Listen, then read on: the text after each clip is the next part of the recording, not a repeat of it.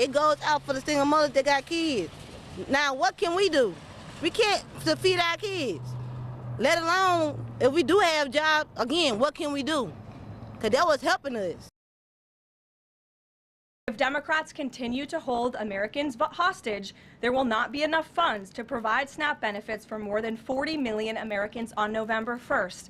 That is next week. The administration would absolutely support that legislation. We hope that it would come over the finish line, but the bill that will get everyone paid and put everyone back to work is the clean continuing resolution. That's what the president and Republicans want to see. What you're seeing is this Democrat, Republican fighting. The people on opposite sides of the end won't come to the table, negotiate, and put people first. That is going to kill our state, that's going to kill our country, and is most importantly going to hurt families and kids.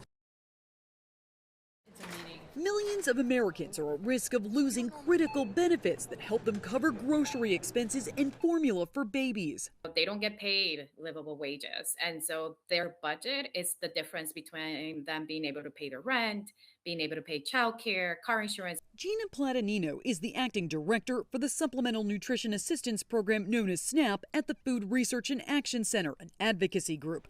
Roughly 42 million people rely on SNAP benefits to help pay for food.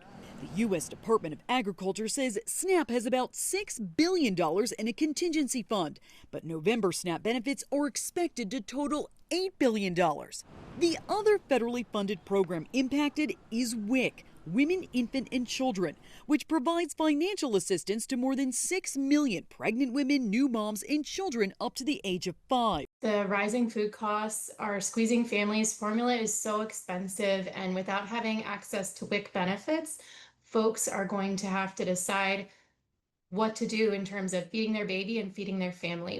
Dr. Colleen Delaney with the nonprofit Vitamin Angel says they work with several WIC facilities. She says families who need help during this uncertain time can turn to local health departments, their pediatrician who may have formula samples they can give out, and food banks. But long lines are already forming at some food banks like this one in Iowa.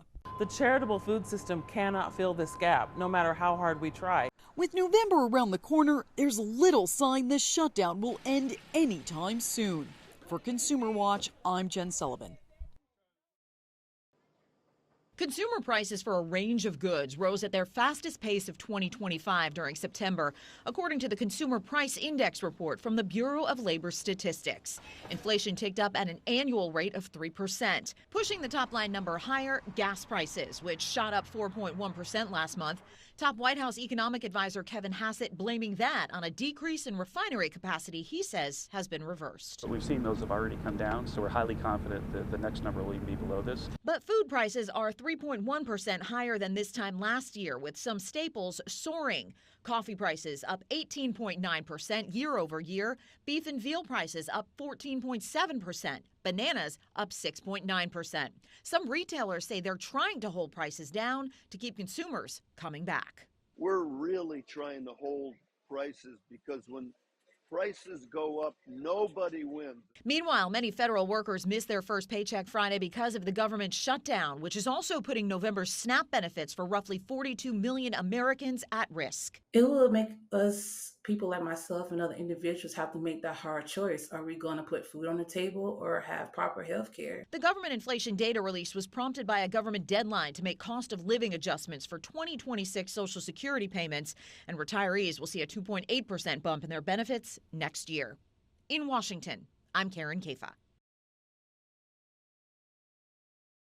I sent a letter to the Department of Agriculture in Washington, D.C. several days ago saying, hey, sir, you can do this by shifting some dollars from different programs. He has that ability. There's no question about it. This is a federal program. They should do it, and they can do it without any legislators saying let's do it. They don't have to have people they don't have to bring people back in to pass a law.